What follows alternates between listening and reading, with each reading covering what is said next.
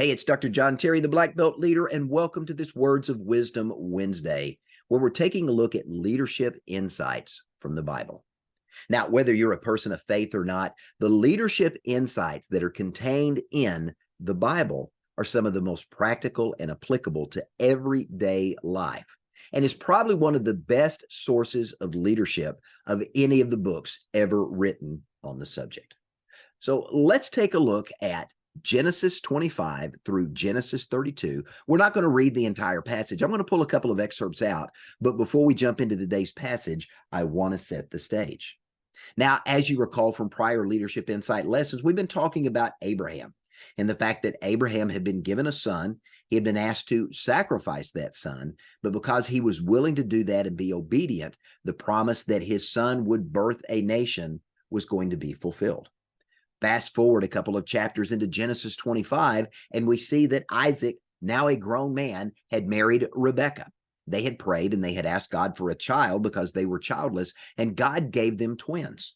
But with that, there was also a prophecy spoken over Isaac and Rebekah that says this: two nations are in your womb, and two peoples from within you will be separated.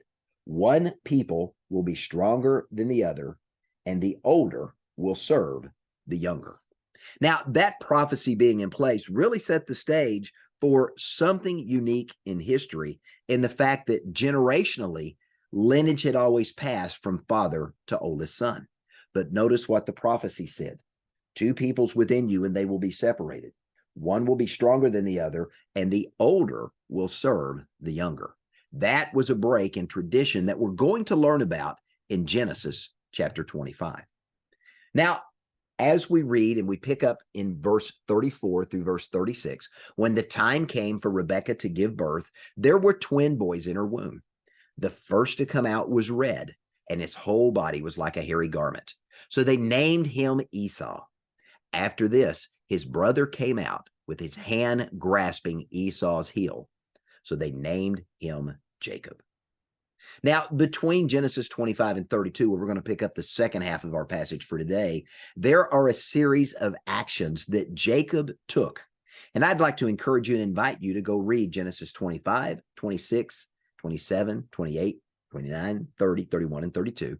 Genesis chapter 25 through Genesis 32, and read the story of deceit and trickery as Jacob really lived out his name that he had been given at birth.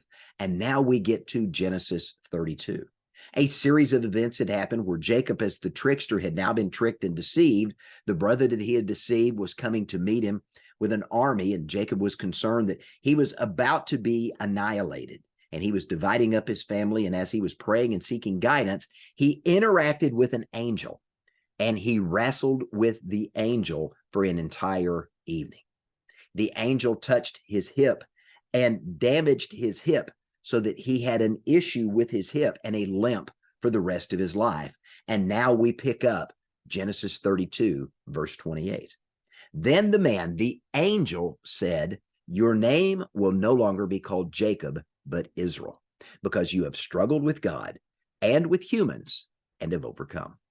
And then in verse 30, Jacob, now Israel, called the place Peniel, saying, "It is because I saw God face to face, and yet my life was spared."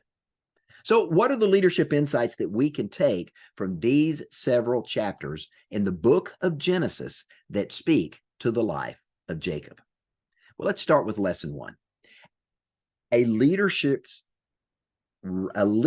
reputation is important. Now, in ancient cultures, names were important, and a name given to an individual was often predictive of how that individual was going to behave, or how that individual was perceived in society. If you remember, Abram's original name meant father, but God spoke to Abram and gave him the name Abraham or Ibrahim in the Jewish tongue. Now, the word Abraham or Ibrahim means father of a multitude. And here was a man that was childless, but his name was father of a multitude. And as we read how through scripture, we see that God intervened and brought that to pass, Here, Jacob, because as he was born, he was grasping his brother's heel, as if the imagery is he's trying to pull his brother back into the womb so he can be birthed first. Two peoples at war with each other, fighting for control, one stronger, one weaker, the younger seeking to lead and be the leader over the elder. So Jacob was known as a trickster. That's what his name literally meant. Figuratively, it means a dirty heel catcher, a deceiver, one who seeks to take advantage of other people. Now, as a leader, what's our takeaway from this? How you are perceived by your behaviors and your actions are going to determine how other individuals view you. This will affect how well you are liked, valued, and trusted as a leader. If you have a reputation of someone who is not a person of good values, good character, and good moral, you're going to be perceived differently than someone who was. Jacob, because of his reputation and living up to his literal namesake, was not perceived in high regard. Leadership insight number 2. Some leaders are cunning and opportunistic. This can be a positive, but this can also be a negative. Let's take a look at the negative first. Jacob utilized cunning and deceit to seize the birthright from his brother Esau. The firstborn, according to history in these ancient cultures, the firstborn son always inherited the lion's share of the father's estate as it was passed down, and it was the eldest son's responsibility to perpetuate generationally the family estate. Now, Esau, the brother, came in hungry from a hunting trip, having not been able to catch any food, and was famished. Jacob, his brother, was cooking a soup, and Jacob saw an opportunity to play on his brother's hunger and to seek to acquire the birthright that he had not received because he was the second born, and he sought to seize the birthright from his brother. Now, his brother showed how little he cared for the birthright that he had been given at birth, because he was willing to sell and give up his birthright, the right to the largest share of his father's estate, over a single bowl of soup. Now, let's look at the positive of leaders being cunning and opportunistic. One of the things you've heard me say often about leaders is leaders see more and they see before. I've heard Dr. John Maxwell tell me that many, many times over the years.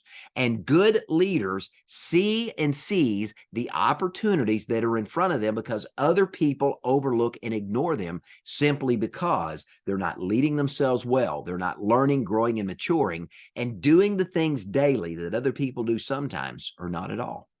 Oftentimes, we miss opportunities that are simply before us because we haven't grown to the point in our lives that we can see the opportunity to take advantage of that opportunity that is literally sitting in front of us. And as a result, we step over privileges and opportunities to step into a greater measure of our potential.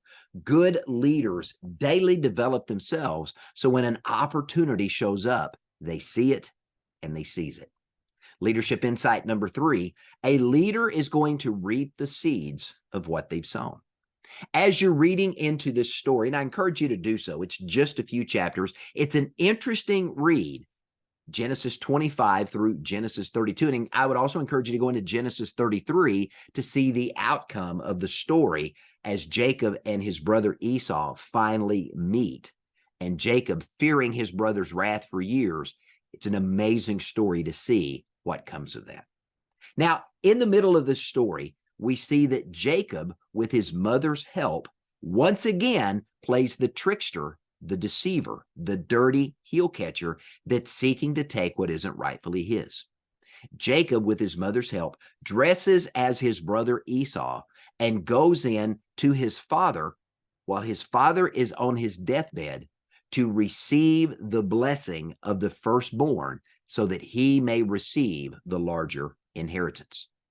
When Esau later comes back and Isaac realizes what has happened, it's too late, because the blessing once given, that verbal contract, was irrevocable.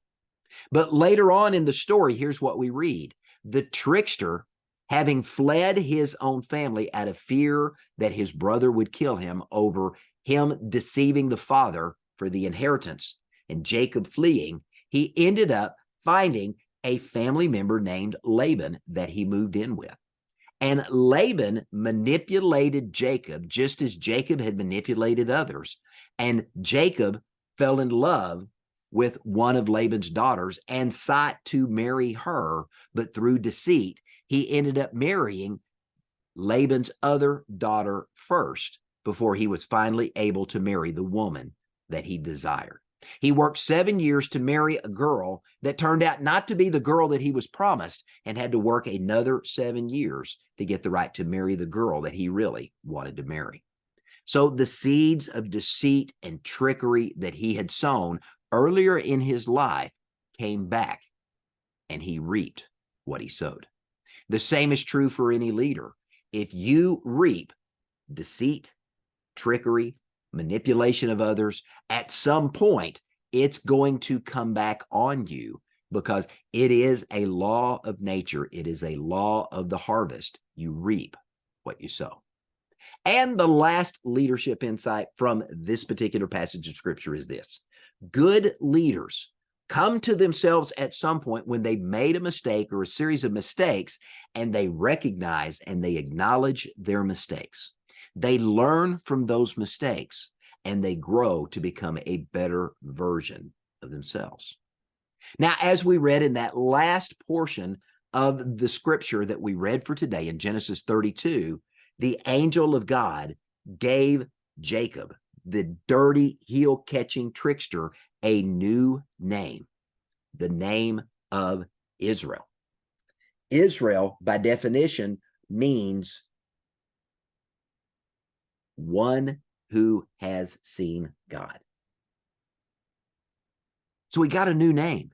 He got a new reputation because of the name, as a sign of his change in character and conduct. Now, later goes on, I'm going to do a spoiler alert to get to Genesis 33 that we don't have time to read today. Jacob reconciles with his brother Esau and is forgiven. Why? Because he learned the lessons of the past. He understood that his reputation was important. He acknowledged his mistakes. He learned from them. He grew to become a better version of himself, so he would not repeat those mistakes in the future. And as a result of that, he got a new name and a new reputation, and went on to bigger and better things in his life. So for you as a leader, the same is true. You make a mistake, you can learn from that mistake. You can acknowledge that you made a mistake, identify what you did that put you in that position. What choice did you make that took you down the path that caused you to choose to do something that wasn't in your best interest or the best interest of others? And what do you do not to repeat that? That's that learning process. Again, life is a series of choices and consequences. We learn, we grow. When we don't learn, we keep going through the same lesson until we learn the lesson, and then we grow. Hey, I hope you enjoyed this leadership insight from the Bible. And if you want more leadership lessons, either faith-based or just leadership lessons in general, let me send you to a couple of resources I have available. You can follow me on my YouTube channel. The YouTube channel is at Be a Black Belt Leader. If you prefer Rumble, the same content is on our Rumble video channel as well. Again, same channel, Be a Black Belt Leader on Rumble. If you're a Substack fan, Be a Black Belt Leader, you can find the Black Belt Leadership Podcast on Spotify, and you can go to the Be a Black Belt Leader Substack to be able to find leadership resources there. All of those links are going to be on my website, beablackbeltleader.com. Go to the contact page, and at the bottom of the contact page, you'll find a link to the YouTube, Rumble, Substack, Spotify, and all of the other social media and podcast, video, audio channels that we're on. And while you're on the website, let me encourage you to go to the Courses tab and take a look at a lot of the free and paid resources that are there. One in particular, for those of you that are faith-based and want more faith-based content, you'll find an email series for free that you can subscribe to under the Courses section of Be a Black Belt Leader, called the Top 10 Leadership Lessons from the Bible. Those will be delivered directly to your inbox, spaced out over a series of days and weeks to give you 10 leadership lessons from the Bible. And with that, I want to say thank you for joining me. I'm Dr. John Terry, the Black Belt Leader. Have a great day.